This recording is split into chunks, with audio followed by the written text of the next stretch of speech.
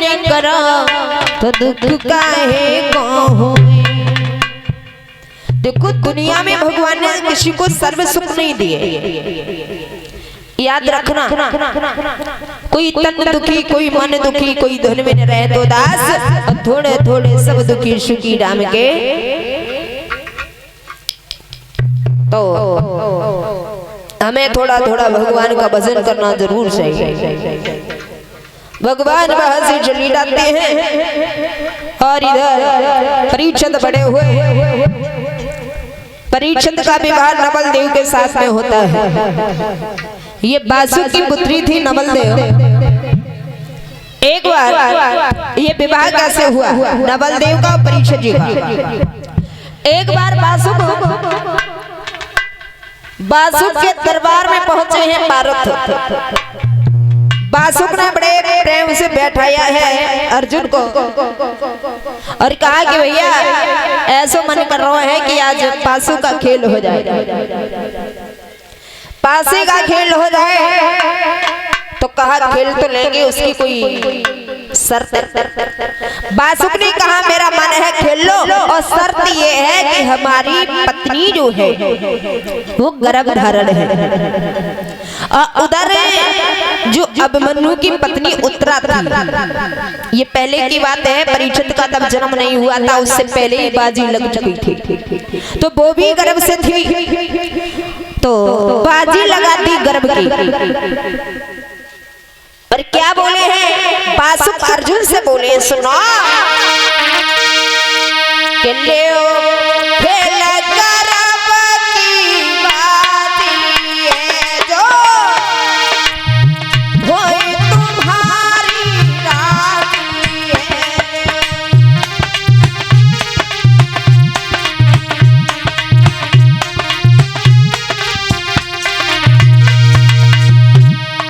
जवाब दियो है, अगर तुम्हारी राजी हुई तो गर्भ की बाजी लगा दो। अर्जुन ने कहा ठीक है। और सुनो ले गर्भ की बाजी है जो होई तुम्हारी राजी है।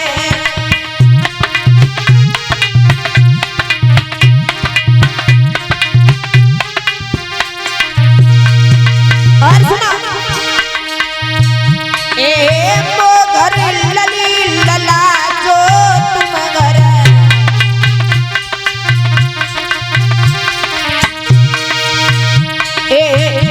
घर लली लला जो तुम घर।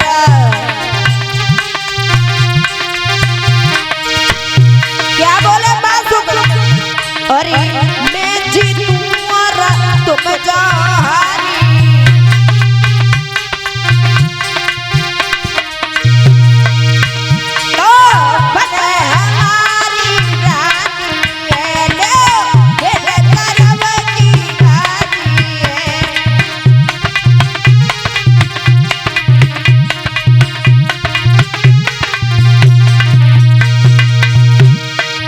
बासुक ने जवाब दिया अर्जुन को, तुम्हारी भी पुत्र वधू गर्भ से है और हमारी भी पत्नी गर्भ से है। यदि मैं जीत जाऊं तुम हार जाओ, और तुम्हारे घर बिटिया हो तो तुम्हारी बिटिया हमारे घर की बहू बनेगी, और यदि तुम जीत जाओ हम हार जाएं, हमारे घर बिटिया होए तो हमारी बिटिया तुम्हारे घर की बहू बने। मंजूर बोले हाँ बोले। जो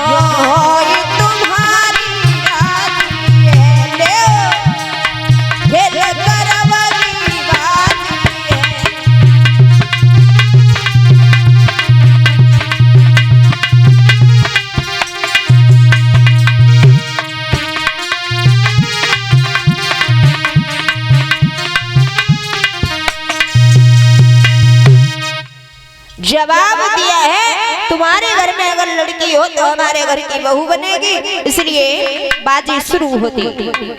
हुआ ऐसा, अर्जुन जीत गए और बासुक हार गए। बासुक हार जाते अर्जुन जीत गए। अब बासुक को चिंता लग गई। बासुक को चिंता ये लग गई कि मैं एक नाग वंश का राजा हूँ और ये पांडु वंश के लड़का है, और अगर भगवान की दया से कहूँ हमारे घर में बिटिया हुई गई तो हमारी बिटिया इनके घर की बहू बनेगी, नहीं होने दूंगा मैं ऐसा। आज राजा पासी खेलने के बाद में अर्जुन अपने घर आए, बासुक अपने घर पहुंचे। बासुक को चिंता लग गई इस बात की।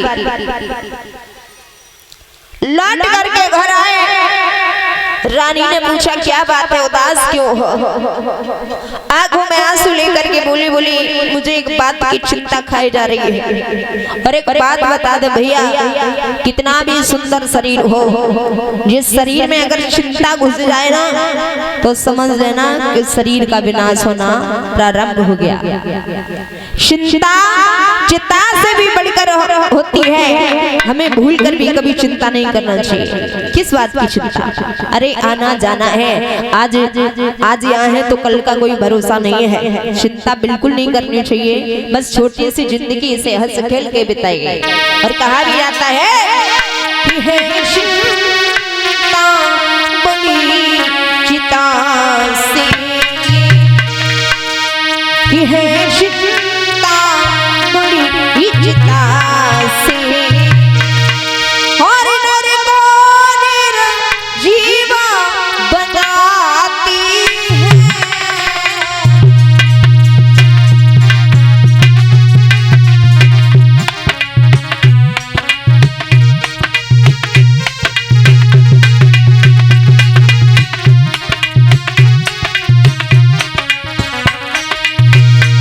ध्यान रखना,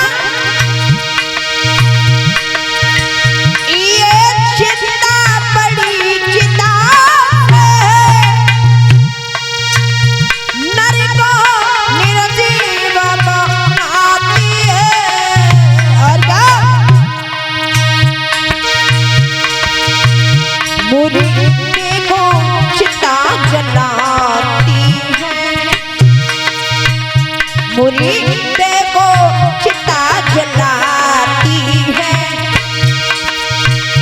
जीवन को चिंता खाती है।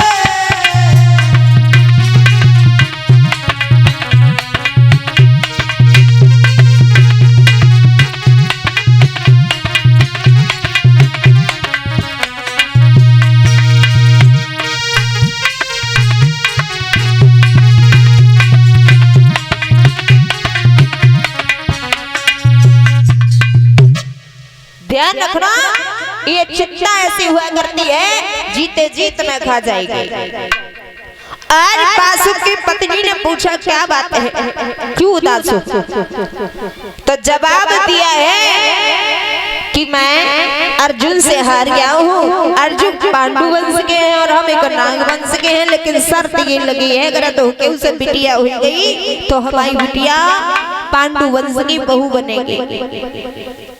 रानी कहने लगी चिंता कर, इनकी कौन सी बात है, हम बिटिया को जन्म दिया ही ना, और अगर हुई गई तो भाई हम पहले ही मार दिए, हम भाई बिटिया पैदा ना होती है। आज भैया धीरे धीरे समय गुजरता गया, 9 मास व्यतीत हुआ, उधर उत्तरा के गर्भ से परीक्षित का जन्म हुआ और इधर बासुक की पत्नी के गर्भ से बिटिया का जन्म हुआ। लेकिन रानी ने उस बिटिया को छुपा लिया। क्यों? क्योंकि अगर भेद बता दिया तो राजा कहीं आत्महत्या न कर ले कायली की वजह से। लड़की ने कह दिया, उस रानी ने कह दिया कि हमारा गर्भपात हो गया, छुपा लिया। धीरे धीरे उस बिटिया का नामकरण संस्कारी करवाया तो उसका नाम रखा नवल देव। धीरे धीरे वो बिटिया बड़ी हुई है, बड़ी सुंदर है दिखने में। बताया जाता है आज वो लड़की बड़ी हो रही, लेकिन राजा बासुक को पता नहीं, उन्हें नहीं मालूम कि मेरी बिटिया है गई कि अरे वह चंद्र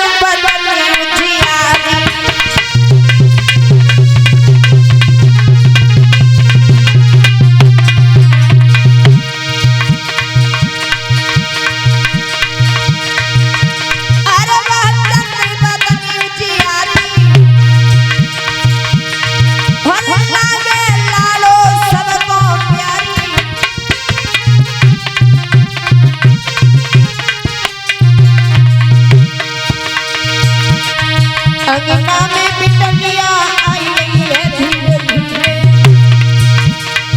अंगना में ललिया आई गई है धीरे धीरे।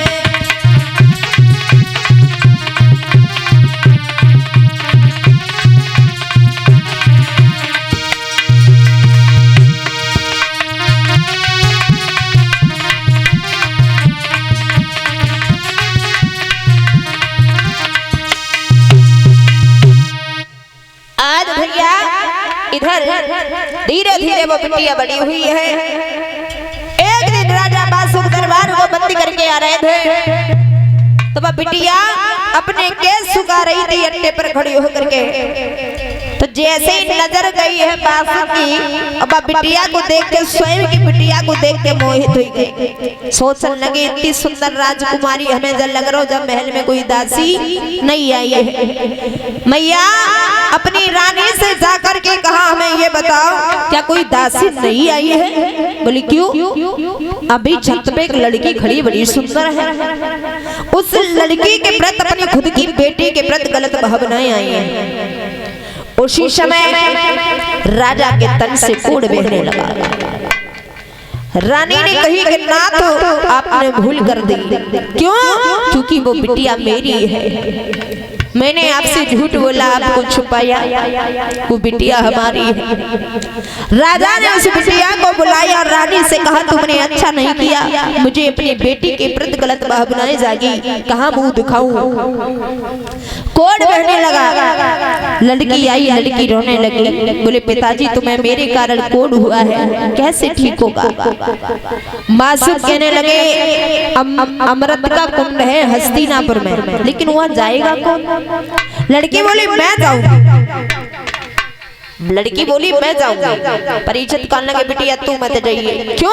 क्योंकि बाप परीक्षित का पैरा लगा है, और अगर परीक्षित को धोखे उसे मालूम पड़ रही कि जब बासुक की बिटिया है तो परीक्षित तो यहाँ नहीं दिए। लड़की बोली पिताजी मैं वचन देती हूँ, मैं अमृत लेके तुरंत आऊंगी।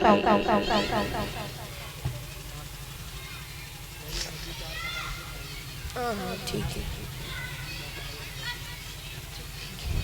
आज भैया बल लड़की नहीं मानी और गई है पिता का कोढ़ ठीक करने के लिए। अमृत लेने हस्तिनापुर में पहुंची। परीक्षित का पहरा था, कमंडल हाथ में लिया और जैसे ही लेने को हुई जल, परीक्षित ने रोक दिया। ये लड़की कौन है तू? जवाब दो। हम अमृत लेने आए। क्यों? बोले मेरे पिता को कोढ़ बह रहा है। हो कौन तुम? बोले हम राजा बासुक की पुत्री है नवल देव।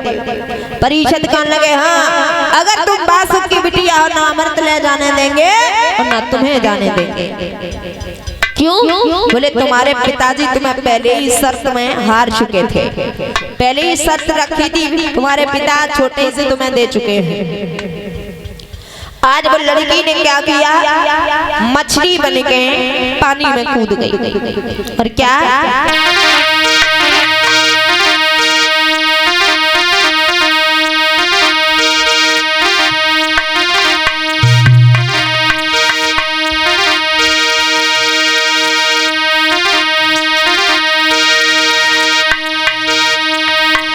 जादू करके जाल में फंस गई रे, जादू करके जाल में फंस गई रे, जादू करके।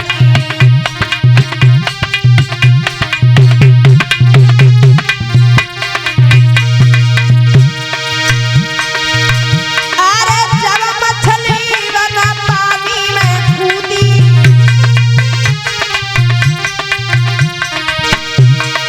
जैसे ही नवल देव मछली बन के पानी में कूदी, परीक्षित को बनाया थे। परीक्षित बगुला बन गए और जैसे ही बगुला बने पानी में पहुंचे पट चोंच में दबाई गई। अरे मछली बन जब पानी में कूदी,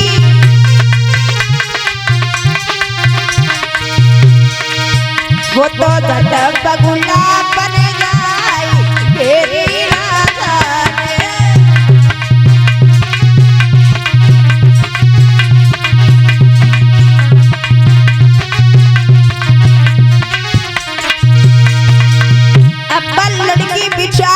गई है, मछली बन के पानी में कूदी नवल देव। परीक्षित बगुला बन गए, बगुला बन के चोंच में दबाई। लड़की कान लगी हमें छोड़ो, लड़की विचार कर रही है वो तो फंस गए। नागिनिया करती विचार के राजा,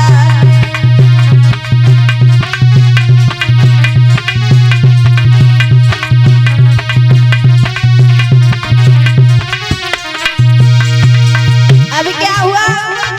अब वो लड़की जो होती चिड़ैया बन के आकाश में उड़ी, और जैसे ही आकाश में उड़ी सो परीक्षितों का मनाए आते बाज बन गए। बाज अरे चिड़िया बन के अंबर में पहुंची,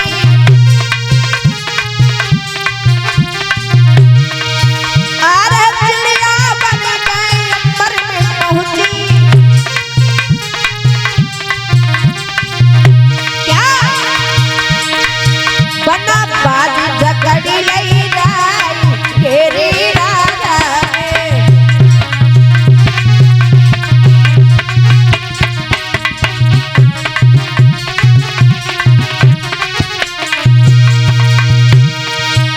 नागिनिया करती विचार घेरी राजा।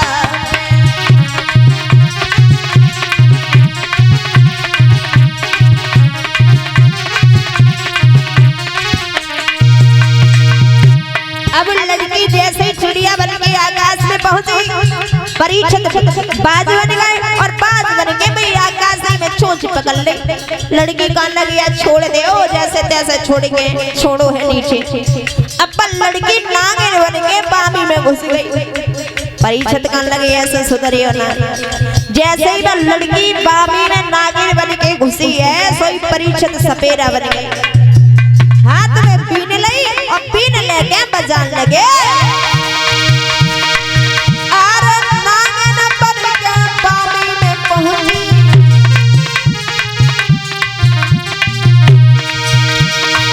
अरे नागिन बन के बामी में पहुंची।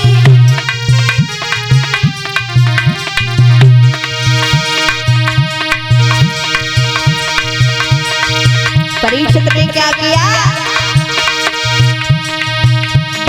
घंटी बजाई रही न घेरी राजा,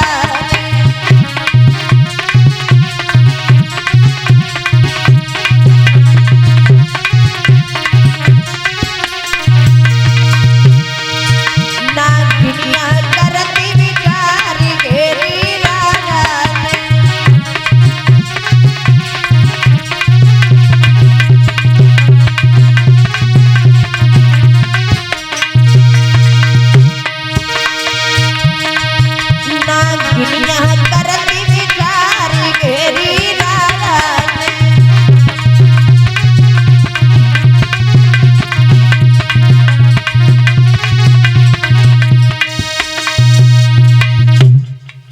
ध्यान रखना, आज वह बिटिया नागिन बन के बामी में पहुंची। परीक्षित सपेरा बन गए, और सपेरा बन के बीच बनाए के मन लड़की को निकाल लो।